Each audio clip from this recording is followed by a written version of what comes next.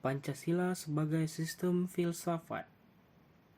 Pancasila sebagai sistem filsafat mengandung nilai pemikiran secara substansi dan isi sebagai pembentukan ideologi Pancasila.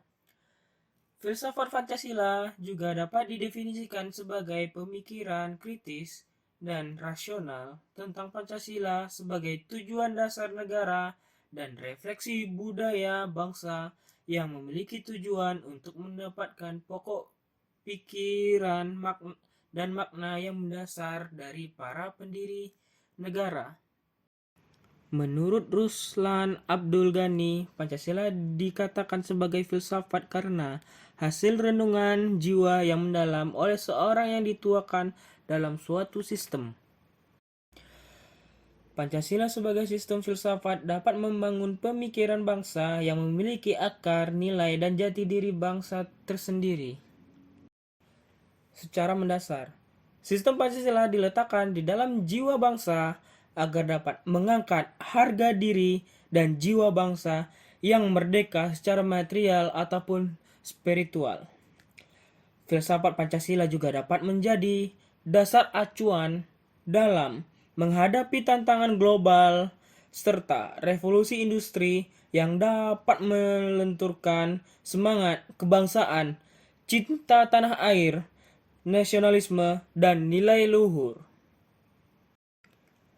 Filsafat Pancasila juga dapat menjadi dasar aturan tata cara berpikir dan bertingkah laku serta seimbang dan harmonis dalam kehidupan sehari-hari.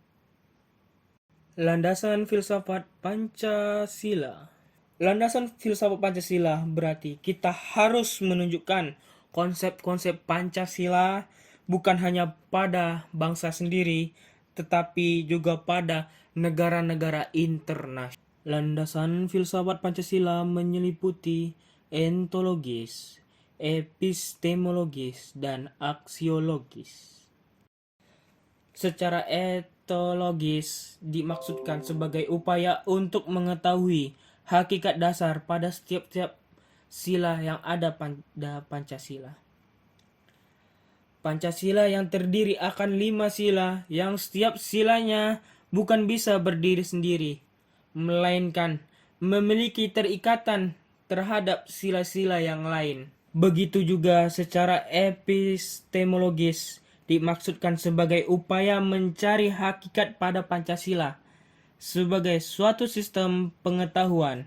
Berarti Pancasila di sini telah menjadi sistem cita-cita yang menjadi suatu ideologi.